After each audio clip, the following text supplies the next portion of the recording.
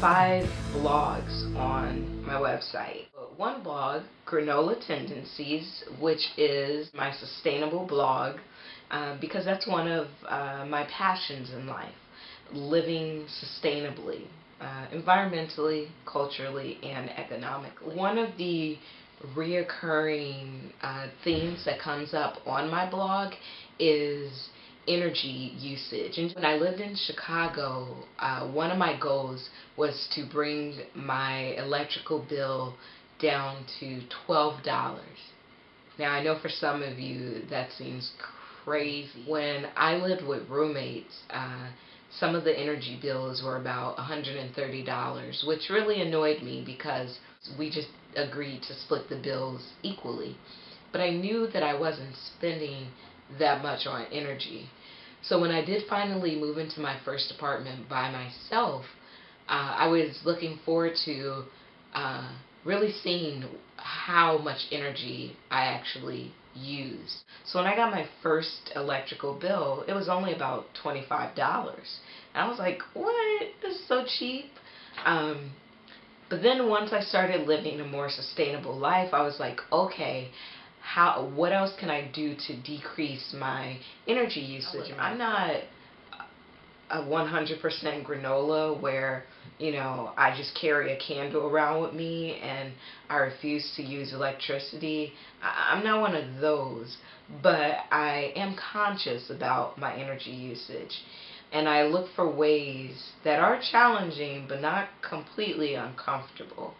So I did things like I unplug everything from my walls, because there's such a thing as ghost energy. So even if your light or you have a lamp that isn't on, the fact that it's plugged into the wall means that you're still using energy, and so you're still getting charged for that. Started doing things like that. I switched my light bulbs to energy efficient lights. I turn off lights when I'm not in a room, and what else would I do? I don't know. I don't keep my cell phone plugged in 24/7. If it's fully charged, it's fully charged. So I started doing these things, and eventually my bill went from $25 to $15. I was ecstatic. And so I was like, man, if I can get it to $15, can I get it to $12? Like, I wanted to see how low it could go.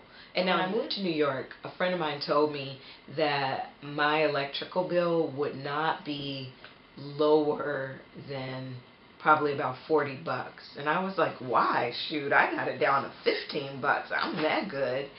And she told me it's because they charge so much in taxes. And I'm like, no, trust me, I'm a granola.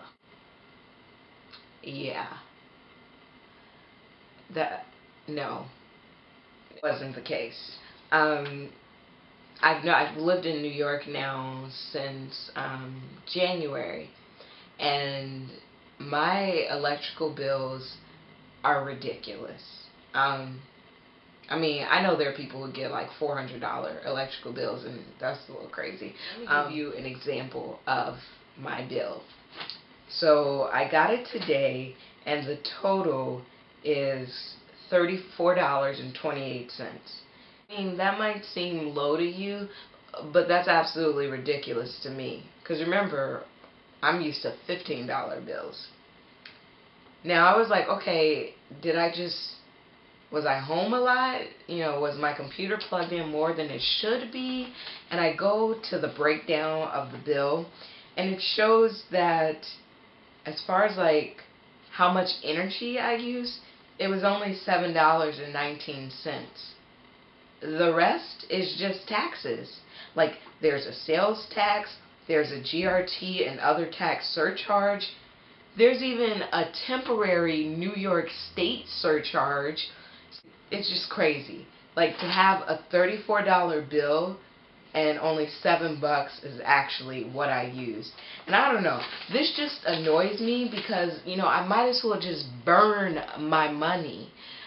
As you can see, I don't use much energy in a month. I only use $7 worth of energy. And aside from living by candlelight, I don't know how much lower I can get that. What's getting me is the taxes, and it just annoys me.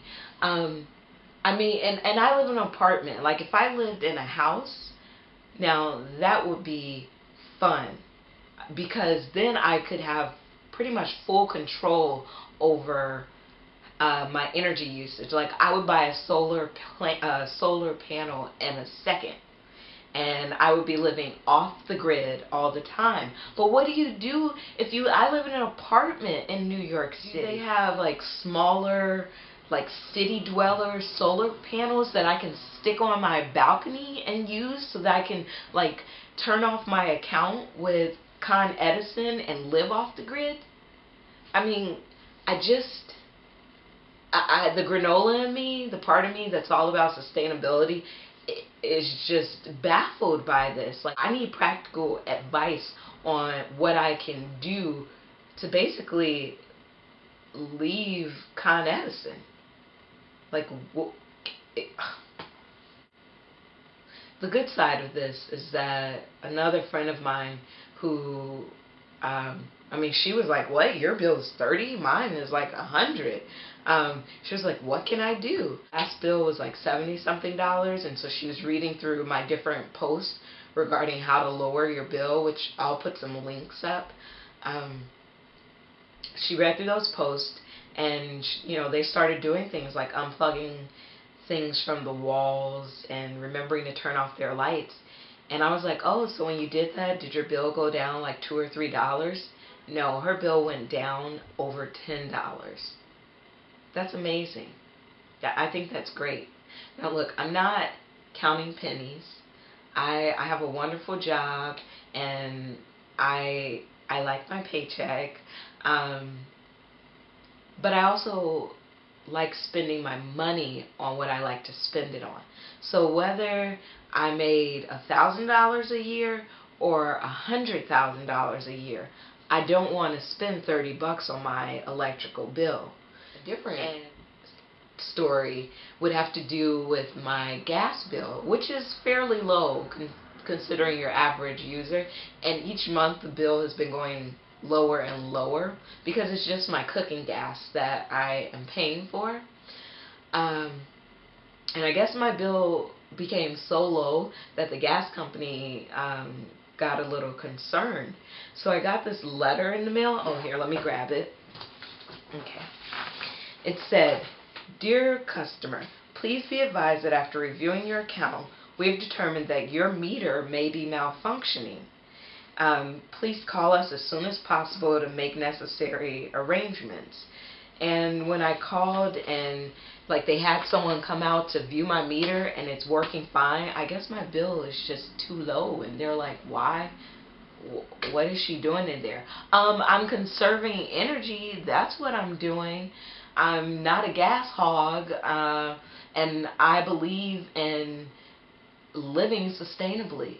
That's what it is. My meter's not broken. They sent me another letter again.